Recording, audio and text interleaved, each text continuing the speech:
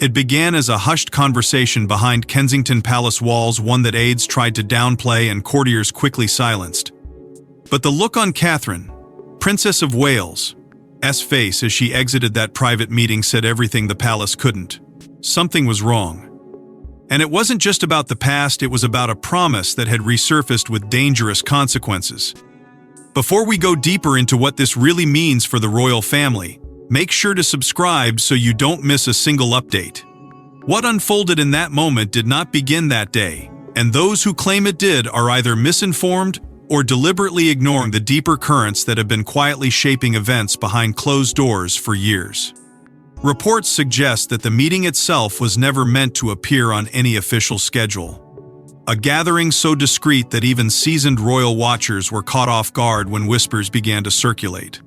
Insiders whisper that senior advisors, individuals trusted with the most delicate matters of the crown, were present, and the discussion centered on something far older than current royal duties, something tied directly to the enduring legacy of Diana, Princess of Wales. Those familiar with palace protocol note that the activation of such secrecy measures is rare, reserved only for issues that threaten not just reputation, but the very structure of trust within the monarchy. And yet, that is precisely what appears to have happened. Various interpretations of Catherine's demeanor describe a composed exterior struggling to contain something far heavier beneath the surface, an emotional weight that could not be masked entirely.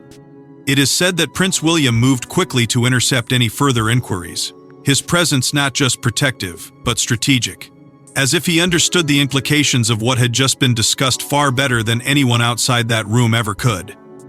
Palace administrative streams, ranging from quiet staff movements to subtle communication lockdowns, indicate that whatever was uncovered or perhaps rediscovered was never intended to reach public awareness. But information within the royal ecosystem has a way of surfacing, no matter how tightly it is controlled.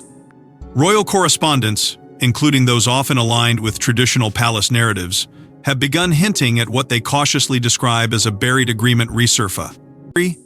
Sing, a phrase that carries more weight than it initially suggests. Because this is not simply about memory or sentiment. It is about obligation. It is about a vow that may have been made under circumstances far removed from today's polished public image, yet powerful enough to echo across decades and disrupt the present. Different interpretations of this situation suggest that the issue may not even be tied to ceremonial duty at all, but rather to something far more sensitive: inheritance, control, and the unseen distribution of legacy that operates quietly beneath the visible structure of the monarchy. And if that is true, then what Catherine encountered in that meeting was not just a historical footnote, but a living commitment, one that now demands recognition. The question is not simply what was said behind those doors, but why it has emerged now, at a time when the monarchy is already navigating its own internal pressures. Because timing in the royal world is never accidental. Every movement, every silence, every carefully managed expression carries meaning. And as this story begins to take shape, one truth becomes increasingly difficult to ignore: some promises are never true. Lie buried, only waiting for the moment they can no longer be contained. But the chilling truth wasn't just about a resurfaced promise, it was about who made it, and why it was never meant to be revealed. Long before headlines and palace protocols, there was a private moment, one that insiders claim changed everything. A promise made in silence, carried across decades, and now threatening to unravel the very foundation of royal trust. What makes this moment so unsettling is not just its secrecy, but its timing. Because those familiar with the inner workings of the monarchy understand that nothing resurfaces without reason. Reports suggest that the origins of this promise trace back to a deeply personal chapter in the life of Diana, Princess of Wales, a period marked not by public triumphs, but by private fears, unresolved tensions, and an unshakable concern for the future of her children. At the center of that emotional world stood her mother, Frances Shand Kidd, a figure often kept at the edges of royal narratives, yet, according to various interpretations, far more influential in those final, fragile years than many realized. Insiders whisper that the relationship between Diana and her mother was complex, layered with both distance and deep, unspoken understanding. It is within that fragile balance that this alleged vow is believed to have been made a quiet agreement. Not recorded in official documents, but carried in trust. Different interpretations of this moment describe it as deeply emotional, shaped by Diana's growing awareness that her position within the royal structure was shifting, and that her ability to directly shape her children's futures might not remain in her control. Those familiar with her final years often speak of a heightened urgency in her decisions, a sense that she was trying to secure something beyond her own lifetime, something that would outlast both public perception and institutional boundaries. Speculation surrounding the nature of this promise varies, but one thread appears consistently: protection. Protection not just of individuals, but of legacy itself. Some sources suggest it may have involved personal assets, items or understandings that were never formally integrated into royal systems, while others hint at something even more intangible: truths, perspectives, or intentions that Diana believed must be preserved, even if they could not be openly acknowledged. Palace administrative streams, though carefully controlled, reportedly moved swiftly in the years following her passing to ensure that no trace of such an agreement could disrupt the carefully maintained narrative of continuity and stability. Because within the monarchy, legacy is not just inherited, it is curated. And anything that exists outside that structure becomes, by its very nature, a risk. This is why, according to those who follow these patterns closely, all references to such a promise were allegedly sealed, not necessarily erased, but placed beyond reach, hidden within layers of protocol and discretion that few are ever allowed to navigate. It is a system designed not just to protect the institution, but to manage memory itself. And yet, despite those safeguards, something has changed. Because the reappearance of this promise is not random, it is connected, directly or indirectly, to the present moment and to the role now occupied by Catherine, Princess of Wales. Various interpretations suggest that Catherine's position within the modern monarchy places her at a unique intersection between past and future, making her not just a passive observer, but an active participant in how legacy is carried forward. The weight of that possibility cannot be understated. If this promise was indeed meant to safeguard something beyond institutional control, then its reemergence now raises uncomfortable questions about whether it is being honored, challenged, or perhaps even redefined. Because promises of this nature are not easily resolved, they linger, they evolve, and when brought back into the light, they demand answers that few are ever prepared to give. And if that promise was meant to stay buried, the question becomes who brought it back, and why now? For years, nothing. No whispers, no leaks, no signs that anything had ever existed. But silence in the royal world is rarely accidental, it's engineered. And when that kind of silence holds for decades, it is not because there is nothing to reveal, but because something has been deliberately contained. Those familiar with the inner architecture of the monarchy often describe it as a system not just of tradition, but of control over narratives, over records, and most critically, over memory itself. Reports suggest that palace institutions are built to absorb sensitive history and redistribute it in carefully measured fragments, ensuring that only what serves the continuity of the crown ever reaches the surface. Anything that falls outside that structure, anything that introduces uncertainty or challenges the official line, is quietly redirected, catalogued, and in some cases, sealed away entirely. It is within this tightly managed system that the echoes of Diana, Princess of Wales' personal directives, are believed to have been handled. Various interpretations of internal procedures suggest that documents connected to her private intentions, particularly those not aligned with institutional priorities, may have been subjected to an additional layer of scrutiny, not erased, but repositioned. Insiders whisper that certain correspondences, letters never intended for public record, and notes reflecting deeply personal concerns were classified under categories that effectively removed them from standard archival access. Because in a structure where legacy is everything, the idea of an independent directive, especially one tied to a figure as globally influential as Diana, would not simply be ignored. It would be managed, carefully, quietly, and with precision. On. The role of royal archives in this process cannot be overstated. Often described as the silent guardians of history, these repositories are more than just storage, they are filters. What is preserved is not always what is seen, and what is seen is rarely the full picture. Mentions of sealed letters, private diaries, and undisclosed instructions have surfaced over time, but always in fragments, always without confirmation, and always just out of reach.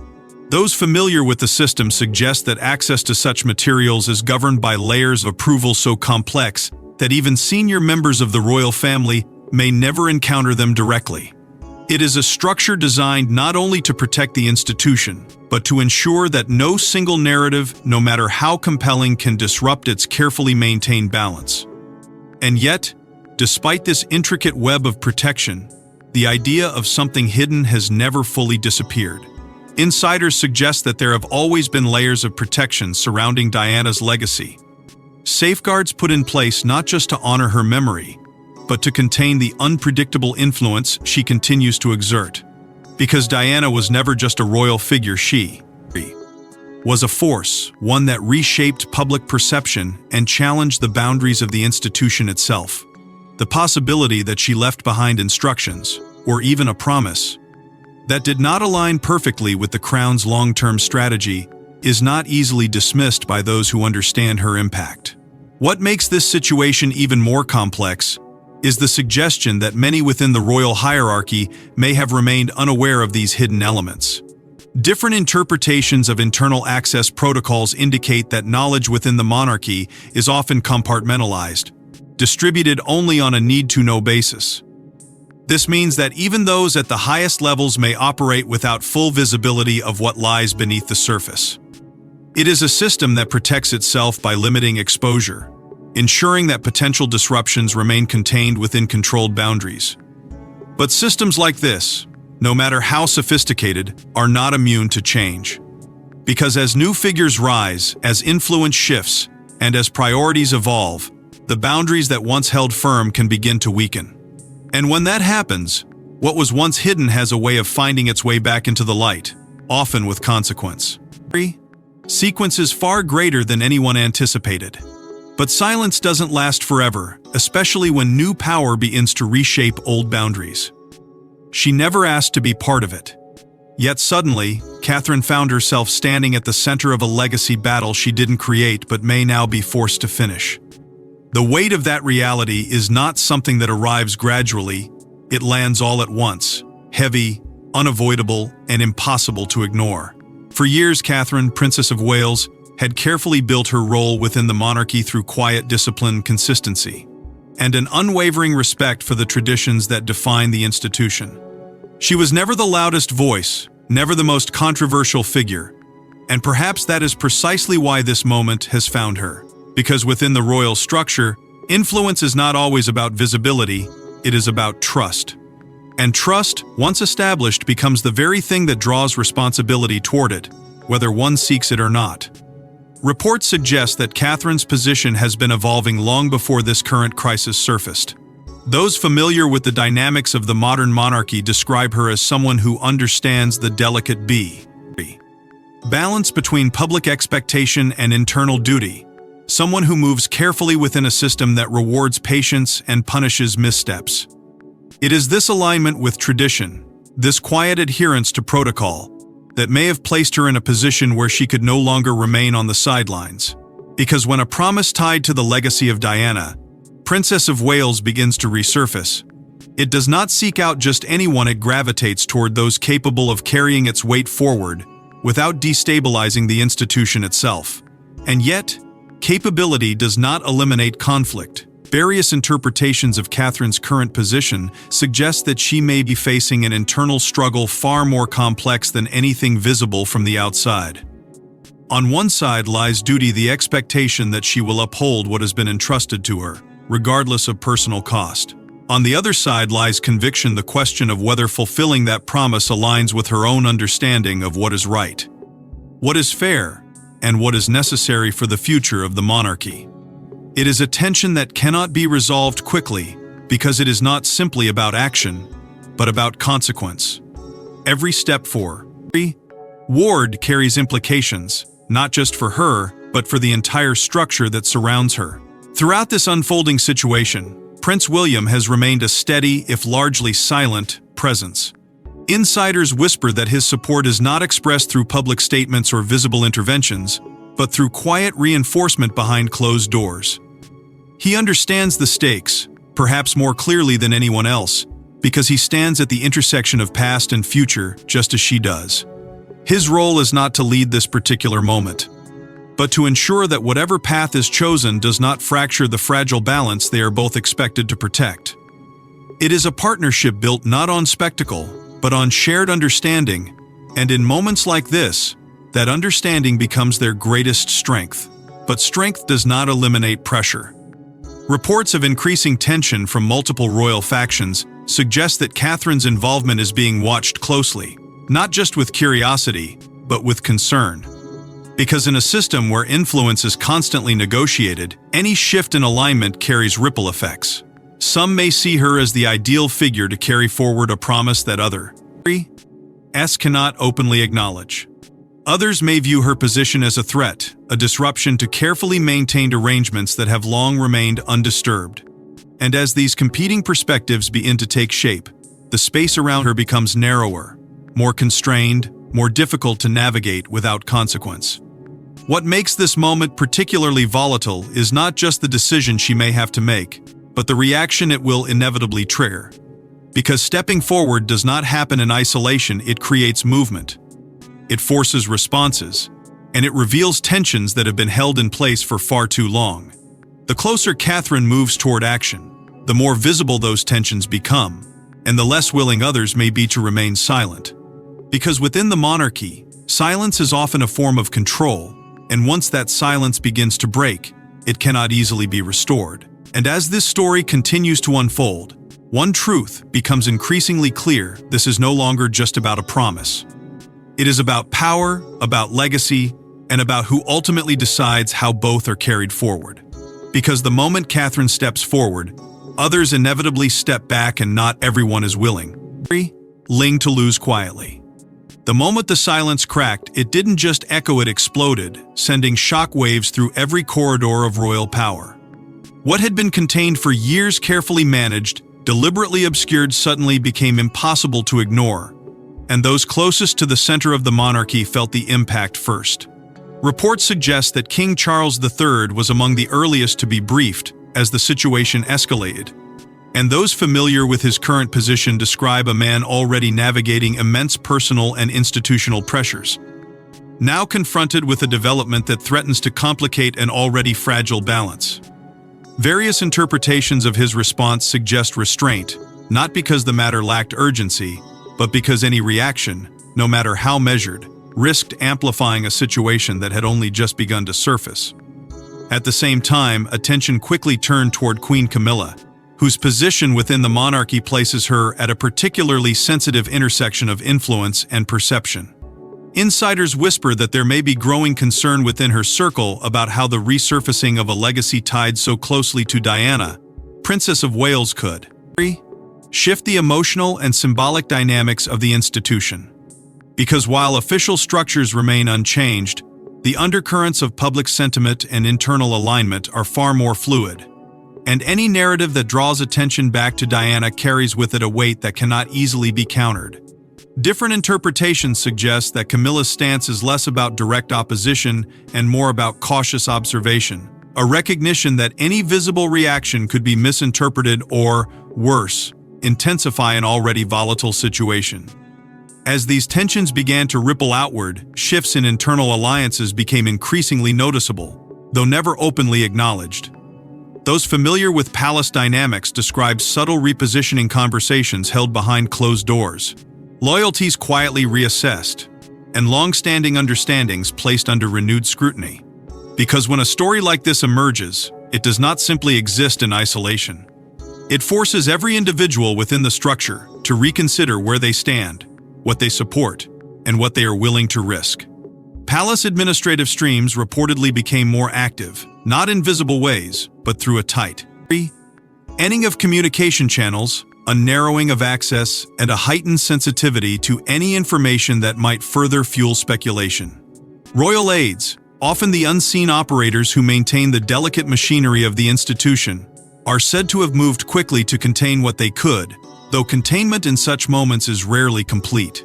Reports suggest that efforts were made to manage the narrative before it could take a definitive shape. But the very nature of the situation, fragmented, emotionally charged, and rooted in a legacy that resonates deeply with the public, made it difficult to control entirely. Media outlets, always alert to shifts within the monarchy, began picking up fragments of the story, each piece adding to a growing sense that something significant was unfolding, even if the full picture remained just out of reach. Public curiosity, once sparked, proved impossible to suppress. With no clear official response, speculation began to fill the gaps. And as it did, the story gained momentum, moving beyond palace walls and into broader conversation. The absence of confirmation did not diminish interest, it intensified it. Because in the royal world, silence is rarely interpreted as absence, it is seen as intention. And the longer that silence persists, the more it invites interpretation, analysis, and, inevitably, pressure. What began as a contained issue, managed within the highest levels of the monarchy, was now evolving into something far larger, something that could not easily be redirected or dismissed. And as the layers continue to unfold, one reality becomes increasingly difficult to avoid: the reactions, the repositioning. The growing attention are not just responses to what has already happened, but preparations for what may come next. Because this is no longer just about uncovering a hidden promise or revisiting a moment from the past. It is about how that past intersects with the present, and how those intersections reshape the future of the monarchy itself. The deeper this story goes, the more it reveals not just what has been hidden, but what is at stake if it remains unresolved. But the deeper this story goes, the clearer it becomes this isn't just about the past. It's about what happens next. At the heart of it all lies a question no one in the palace wants to answer: what exactly was promised, and what happens if it's broken?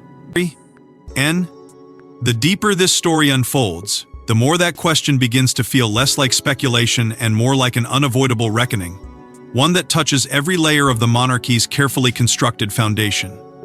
Because a promise of this nature, tied so closely to the legacy of Diana, Princess of Wales, is never simple. It is not a single obligation with a clear outcome, but a complex intersection of intention, expectation, and consequence. Reports suggest that interpretations of this vow vary widely, with some insiders believing it was rooted in protection and effort to safeguard something deeply personal from the influence of institutional control, while others hint at the possibility of disclosure, a quiet commitment that certain truths, no matter how sensitive, would eventually find their way into the light. And then there are those who suggest a more tangible dimension, one tied to inheritance, to assets or understandings that were never formally absorbed into the official framework of the crown. Each of these possibilities carries its own weight, its own implications, and none can be dismissed entirely. Because within the monarchy, the line between personal and institutional is never clearly defined. It shifts, it adapts, and at times, it conflicts. What makes this situation particularly volatile is not just the nature of the promise itself, but the tension it creates between emotional obligation and structural necessity. On one side lies the deeply human instinct to honor a commitment made under circumstances of trust, perhaps even vulnerability. On the other lies the rigid framework of an institution that cannot afford unpredictability, that must prioritize continuity above all else. And when those two forces collide, the result is rarely straightforward. Those familiar with royal structures often point to the distinction between legal and moral responsibility, a divide that becomes especially significant in moments like this. Legally, a promise that exists outside formal documentation may hold little enforceable power. But morally, particularly within a system built on tradition and legacy, such a promise can carry immense weight. Insiders whisper that this is where the true conflict lies, not in what can be proven, but in what must be acknowledged. Because to ignore a vow of this nature would risk more than just internal disagreement, it could challenge the very perception of integrity that the monarchy relies upon to maintain its authority. And yet, acknowledging it is not without consequence either. Various interpretations suggest that bringing such a promise into the open could disrupt carefully maintained balances, revealing complexities that the institution has long worked to keep contained. It is a delicate position, one that has reportedly divided those closest to the situation. Some believe that transparency, no matter how difficult, is the only way to preserve long-term trust, while others argue that certain truths, once revealed, cannot be controlled and may do more harm than good. This division is not just theoretical, it is active, shaping discussions, influencing decisions, and creating an atmosphere of uncertainty that continues to grow. At the center of this tension stands Catherine, Princess of Wales, whose role now appears inseparable from the outcome. Because whether she chooses to uphold the promise, reinterpret it, or distance herself from it entirely, her decision will carry consequences that extend far beyond the immediate moment. It will influence perception, redefine expectations, and potentially alter the trajectory of how legacy itself is managed within the monarchy. And as the pressure builds, as the lines between past commitments and present realities begin to blur, one thing becomes increasingly clear: this is not a situation that can remain unresolved. The longer it lingers, the more it demands action, clarity, and ultimately, choice. And as the line between duty and truth begins to blur, one final decision looms, one that could redefine everything. There comes a moment in every royal crisis when silence is no longer an option, and that moment may have just arrived. What began as a controlled ripple has now grown into something far more difficult to contain, and all indications suggest that Catherine, Princess of Wales, is standing on the edge of a decision that could shift the entire narrative. Reports suggest that preparations, whether formal or informal, may already be underway for her to address the issue, though how, when, and to what extent remains fiercely guarded. Because in a system where every word carries consequence, speaking is never just an act of communication, it is a calculated move, one that can stabilize or destabilize depending on how it is delivered. And that is not a moment that allows for miscalculation. The timing itself has become a subject of intense speculation. Those familiar with palace rhythms often point out that decisions of this magnitude are rarely made in isolation. They are aligned with broader considerations, both internal and external. Various interpretations suggest that waiting has not been a sign of hesitation, but of strategy and effort to assess the full scope of implications before stepping into the open. Because once the silence is broken, the narrative no longer belongs solely to the institution. It becomes shared, interpreted, and in many cases, reshaped by forces beyond royal control. And that is precisely what makes this moment so critical. Behind the scenes, Prince William is believed to be playing a pivotal role, not as the visible face of this unfolding development, but as the steady influence guiding its direction. Insiders whisper that his approach has been measured, focused on ensuring that whatever response emerges does not fracture the delicate balance they have worked so carefully to maintain. His position is uniquely complex, caught between personal history, institutional duty, and the evolving expectations of a modern monarchy. And while he may not be the one to speak first, his presence in shaping the response is said to be both constant and decisive. At the same time, palace advisors are reportedly divided, reflecting the broader uncertainty that now surrounds the situation. Some argue for controlled transparency, suggesting that a carefully framed acknowledgement could diffuse speculation and restore a sense of stability. Others caution against opening a narrative that cannot be easily contained, warning that even a measured response could invite deeper scrutiny and unintended consequences. This division is not simply a difference of opinion, it is a reflection of the stakes involved. Because the decision to speak is not just about addressing the present, it is about shaping the future trajectory of how legacy and accountability are handled within the monarchy. The risks are undeniable. Public response, once engaged, can be unpredictable, influenced by emotion, perception, and long-standing sentiments that extend far beyond the immediate issue. At the same time, maintaining silence carries its own cost, allowing speculation to grow unchecked and potentially eroding trust from within. It is a delicate balance, one that requires not just careful planning, but a deep understanding of how each choice will resonate across different layers of the institution and the public it serves. And as media attention continues to intensify, fueled by fragments of information and unanswered questions, the pressure to act becomes increasingly difficult to resist. What makes this moment so defining is not just the possibility of a statement, but the inevitability of consequence. Because once the decision is made, it cannot be reversed. The act of breaking silence transforms everything. It shifts perception, redefines narratives, and forces clarity where ambiguity once existed. And as this turning point approaches, one reality becomes impossible to ignore. Whatever comes next will not simply resolve the situation, it will reshape it entirely, setting a precedent that will echo far beyond the present moment. Because once the truth is spoken, there's no returning to silence and no undoing what follows. Even in absence, some voices never fade, and Diana's may be louder now than ever before. What makes her presence so enduring is not simply memory, but influence and influence. That continues to shape perception, expectation, and even decision-making within a monarchy that has spent decades trying to balance tradition with change. Diana, Princess of Wales, was never just a figure of her time. She became something far more lasting, a symbol that transcended the institution she was once part of. Reports suggest that her legacy has never been fully contained within official narratives, that it exists in parallel, carried not just by public memory, but by those who understood her intentions more intimately.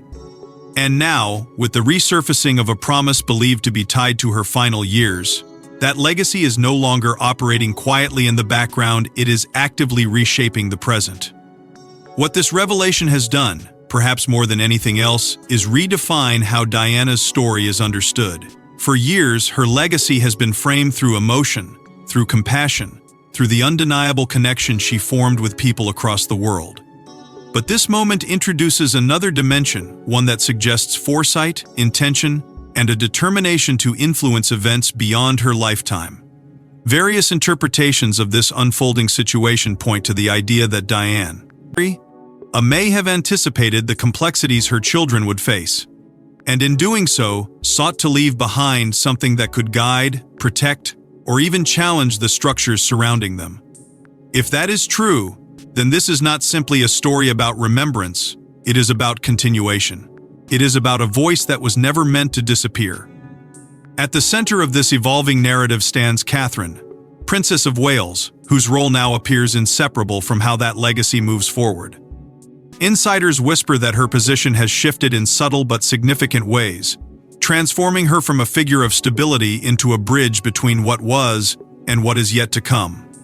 She is not Diana, and she is not expected to be. But she occupies a space that requires her to interpret, to carry, and perhaps even to redefine the meaning of what has been entrusted to her. This is not a role that comes with clear instructions. It is shaped by expectation, by pressure, and by the quiet understanding that every decision she makes will echo far beyond the present moment.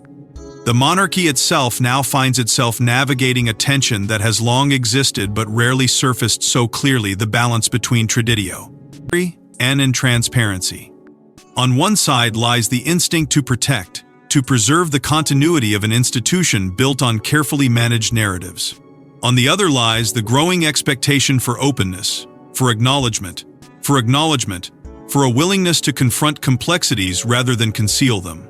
This is not a conflict that can be resolved easily, because it is not simply about policy or protocol, it is about identity. It is about how the monarchy defines itself in a world that no longer accepts silence as an answer. And as this tension continues to unfold, its implications extend far beyond the current generation. Figures like Prince George stand at the edge of a future that will be shaped, in part, by how this moment is handled. Because legacy is not just inherited, it is interpreted, reshaped by each generation that carries it forward. The choices made now will influence not just perception, but expectation, setting a precedent for how the monarchy engages with its own history moving forward. What makes this story so powerful is the realization that some promises are not bound by time. They do not fade with absence, nor do they lose significance as circumstances change. Instead, they Sist, waiting for the moment when they can no longer be ignored. And as this promise continues to surface, to challenge, and to redefine, it becomes clear that this is not just about what was said in the past, but about what must be faced in the present. Because in the end, legacy is not determined by what is remembered, it is shaped by what is honored. And in the end, it may not be the crown that defines the legacy, but the promise that refused to be forgotten. Thanks for watching. Please don't forget to like and subscribe, and we will see you in the next one.